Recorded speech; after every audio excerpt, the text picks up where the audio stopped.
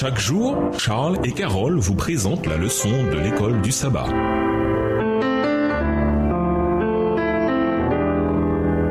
Bienvenue dans votre émission Dieu nous parle. Nous voilà la leçon de lundi. Comparons Apocalypse 11, verset 3 et Apocalypse 12, versets 5, 6 et 14, 15 et Daniel 7, verset 25.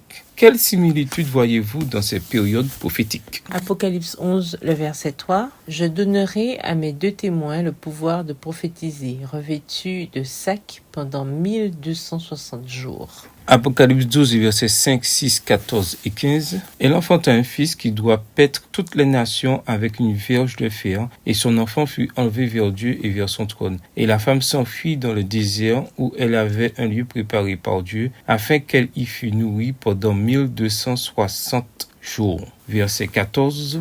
Et les deux ailes du grand aigle furent données à la femme afin qu'elle s'envolât au désert vers son lieu, où elle est nourrie un temps, 2 temps et la moitié d'un temps, loin de la face du serpent. Et de sa bouche, le serpent lança de l'eau comme un fleuve derrière la femme, afin de l'entraîner par le fleuve. Daniel 7, le verset 25.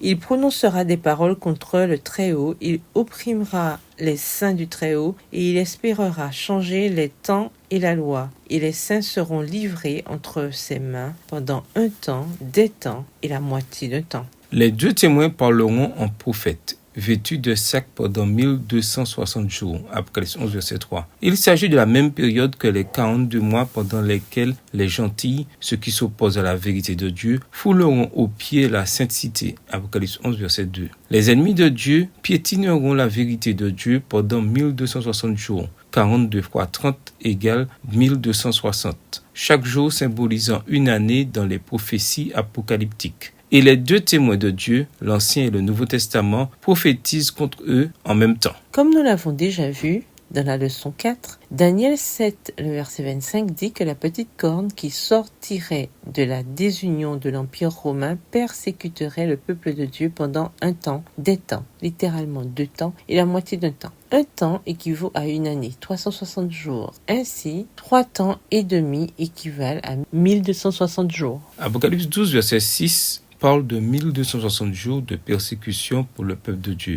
Apocalypse 12, verset 14 parle d'1 temps, 2 temps et de la moitié d'un temps. Apocalypse 13, verset 5 parle de 42 mois. Nous trouvons mention à la fois de 42 mois et de 1260 jours dans Apocalypse 11, versets 2 et 3. Toutes ces prophéties décrivent différents aspects de la même période historique. Quand l'autorité des Écritures est négligée, d'autres autorités humaines prennent sa place. Cela conduit également à la persécution de ceux qui défendaient la parole de Dieu, ce qui est arrivé du temps de la domination papale de 538 à 1798, quand l'Église médiévale sombra dans de profondes ténèbres spirituelles. Des décrets d'hommes remplacèrent les commandements de Dieu. Les traditions humaines éclipsèrent la simplicité de l'Église. L'Église romaine s'unit au pouvoir séculier pour étendre son autorité sur toute l'Europe. Pendant ces 1260 années, la parole de Dieu, ces deux témoins furent vêtus de sacs. Leurs vérités furent dissimulées sous un tas de traditions et de rituels. Mais ces deux témoins continuèrent de prophétiser. La Bible continua de parler, même dans ces ténèbres spirituelles. La parole de Dieu fut préservée. Il restait des gens qui la chérissaient et qui vivaient selon ses préceptes. Mais à l'échelle des foules vivant en Europe, ils étaient peu nombreux. Les Vaudois, Jean Hus, Jérôme, Martin Luther, Ulrich Zwingli, Jean Calvin, John et Charles Wesley et une multitude d'autres réformateurs furent fidèles à la parole de Dieu telle qu'ils la comprenaient. Aujourd'hui, quels enseignements avancés par de nombreux chrétiens sont pourtant fondés sur la tradition et non sur la parole de Dieu? Au revoir. Et à demain si Dieu veut.